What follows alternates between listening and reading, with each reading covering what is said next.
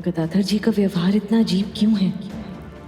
एक आदर्श बेटे की तरह सबका ख्याल रखना, शादी के कामों में हाथ बटाना, और मुझे क्यों अपने पास नहीं आने दे रहे हैं? इतना बदल कैसे गए हैं? गदाधर जी बदल गए हैं माँ। अब वो मुझसे बहुत अच्छे से बात करते हैं, पहले की तरह मुझसे चिढ़ते भी नहीं है। अब तो आप लोग भी उन्हें इस घर में अच्छे से स्वीकार कर लेंगे ना।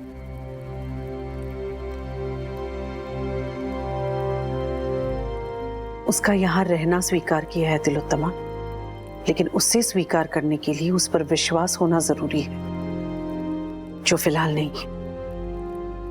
अच्छा तो वो मेरे साथ भी है, पर उसकी इस अच्छाई से उसकी पिछली हर बात भुला देना, खोया हुआ विश्वास लौटा देना, ये संभव नहीं है।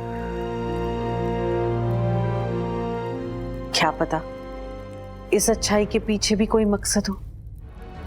तुम खुश हो उसके वापस आने से, विश्वास करती हो उस पे, अच्छी बात है, पर सावधान रहना। विश्वास करना जरूरी है, लेकिन अंधा नहीं।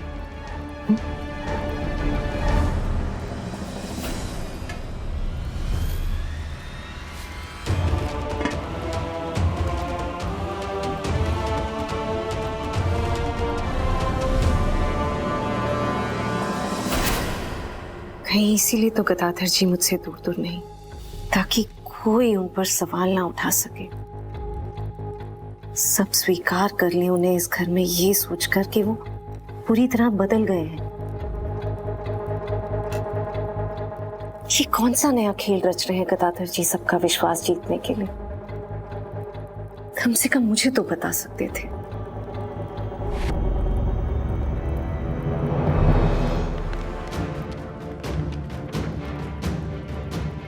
राधा, ये कौन सा कागज है? अंग्रेजों के साथ हुए संधि का? जो भी कागज है, इससे आपका कोई सरोकार नहीं।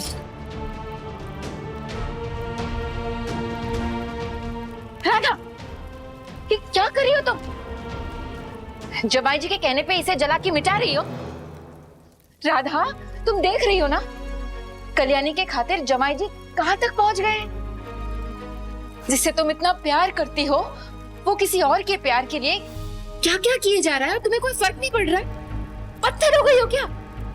राधा, इस कागज को मत जला, इसे कल्याणी को दे दो। और फिर क्या माँ? क्या रह जाएगा मेरे पास? मैं जानती हूँ कि मक्सी जी का प्यार पहले जैसा नहीं रहा, और उनका विश्वास तो है ना मुझ पर, उसे भी खत्म हो जाने दो। उससे अच्छा तो ये है कि इस कागज को खत्म कर दूं और उस विश्वास को जिंदा रहने दूं, क्योंकि अगर वो भी चला गया तो क्या रह जाएगा मेरे पास माँ? मैं कैसे जीऊंगी? मर जाऊंगी मैं। इसलिए जो है जैसा है उसी में सांस लेने दीजिए मुझे। सिर्फ जिंदा रहना काफी नहीं होता है मेरी बच्ची। माँ हूं मैं तुम्हारी, सिर्फ तुम्हारी सांसें चलती रहे और जीवन में कोई खुशी ना हो, मैं कैसे बर्दाश्त कर सकती हूँ?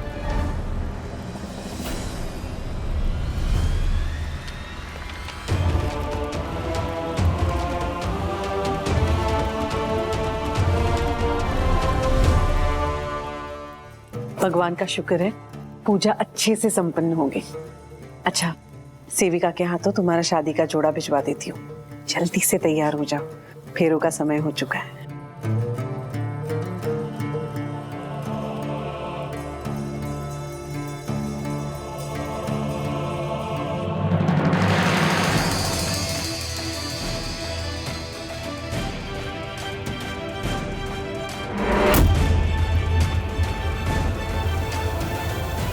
अच्छा किया आपने संधि पत्र जला दिया। मैं तो सोच भी नहीं सकता था कि फ्लेचर इस शादी को तोड़ने के लिए नए नए तरीके अपनाएगा। अब इस शादी में कोई और बाधा नहीं आनी चाहिए। हाँ बाबा, लेकिन फिर भी मैं एक बार कल्याणी को देख कर आता हूँ।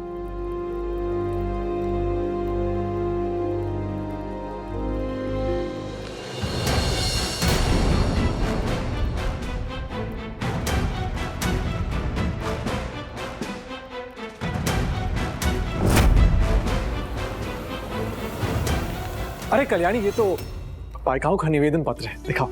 कर्ज की बात लिखी होगी, कब से ढूंढ रहा था इसे।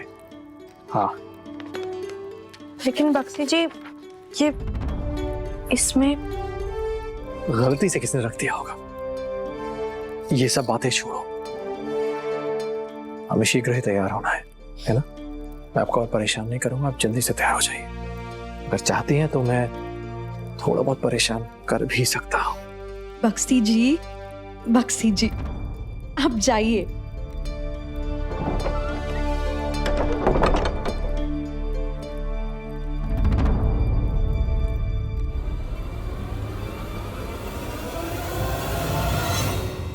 ये कह रहा था।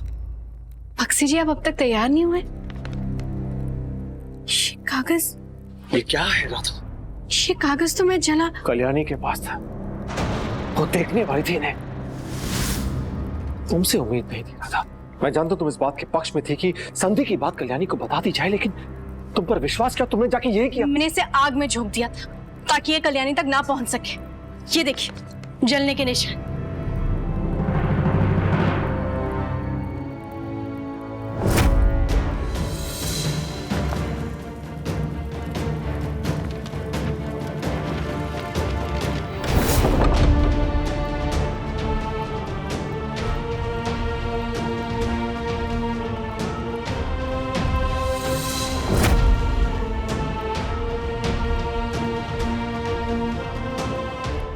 मुझे लगा कि वो तुम। मैंने अपनी जिद में, अपने स्वार्थ के लिए ये सब किया।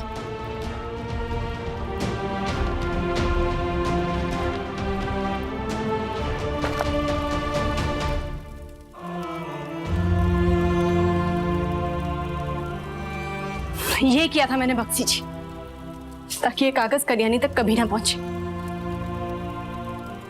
फिर ये कागज कल्याणी तक कैसे पहुंचा मैं नहीं जानती हूँ। मैं बस इतना जानती हूँ कि मैं वही कर रही हूँ जो आप चाहते हैं, जो आपकी जरूरत है, जो आपका विश्वास है।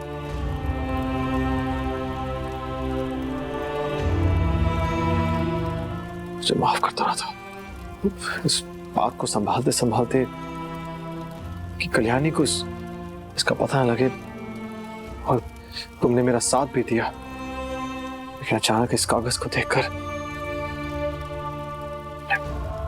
घबरा गया, बहुत परेशान हो गया था। मुझे माफ कर दो। बक्सी जी अपनी सारी चिंता, अपनी सारी परेशानियां अपने दिमाग से निकाल कर इस आग में डाल दीजिए। बक्सी जी आज आपकी शादी, बस आप उस पर ध्यान दीजिए। जल्दी कीजिए, तैयार हो जाइए।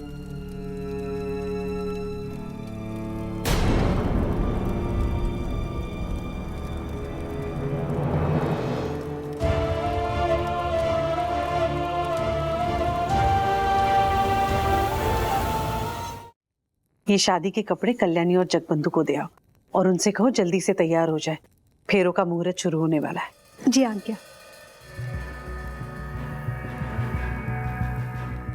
सुनो जी लाओ, ये मुझे दो। जी लेकिन ये कल्याणी और जमाई जी के शादी के बाद मेरी बेटी की जिंदगी में और दुर्गति आने वाली है, इसलिए मैं ये शादी होने नहीं दूंगी।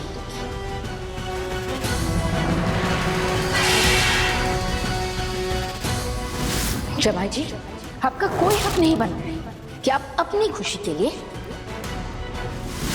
मेरी बेटी के जीवन में आंसू भरते हैं। अगर आपकी खुशी किसी के साथ जुड़ी हुई होगी तो वो सिर्फ और सिर्फ मेरी बेटी के साथ, और किसी के साथ नहीं।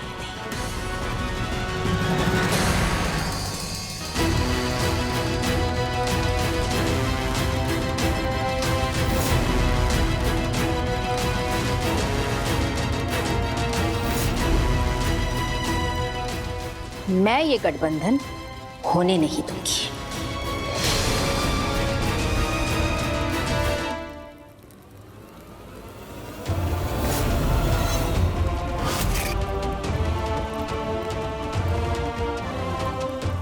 बंदना जी, बंदना जी, ये क्या हो गया? ये कपड़े कैसे जल गए? जगबंधु, राधा, कल्याणी, जल्दी आओ। क्या बात है? ये क्या हुआ माँ? हाँ, ये कैसे हुआ? पता नहीं, मैं यहाँ आई तब तक सारे कपड़े जल चुके थे।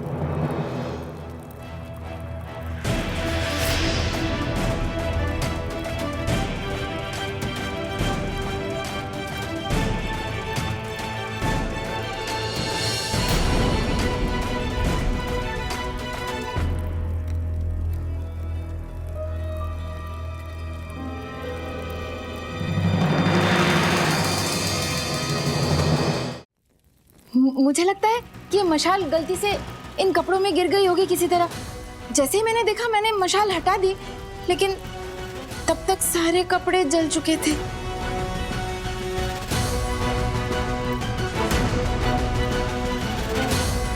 इतना बड़ा अपशगुन हो गया है। अब ये शादी कैसे होगी? ऐसी कोई बात नहीं कल्याणी।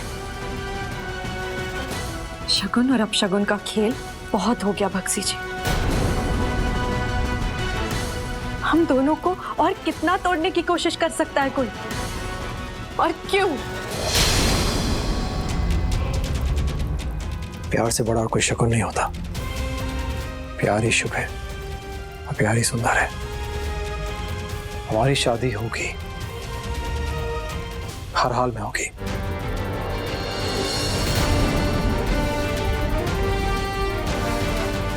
लेकिन जमाई जी, दुल्हन का जोड़ा तो जलकर राख हो गया है, फेरे कैसे होंगे? आपको इसकी चिंता करने की जरूरत नहीं पंथा जी।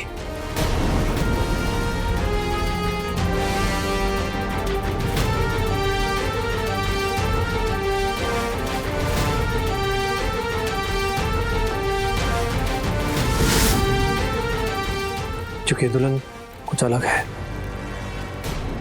इसका श्रृंगार शादी के जोड़े पर निर्भर नहीं है।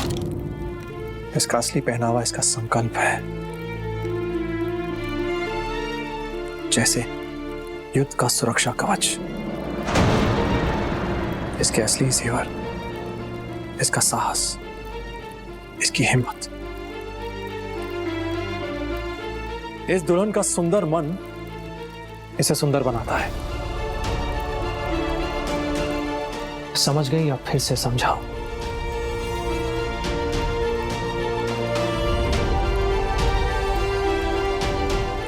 कल्याणी, आप ठीक कह रहे हैं बक्सी जी।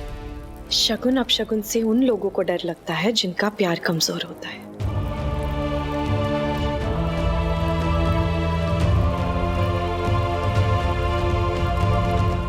लेकिन आप और मैं प्रेम और विश्वास की एक ऐसी मजबूत डोरी से बंधे हैं कि इसे कोई अपशगुन नहीं तोड़ सकता।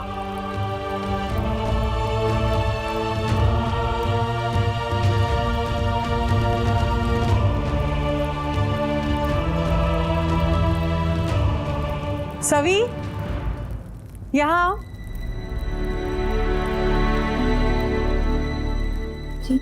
कल्याणी के साथ जाओ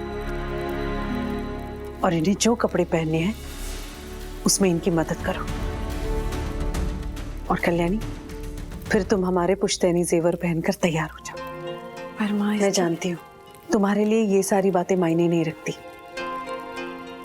लेकिन मैं चाहती हूँ हमारी दुल्हन हमारे पुश्तैनी जेवर पहनकर हमारे पुरखों के आशीर्वाद ले।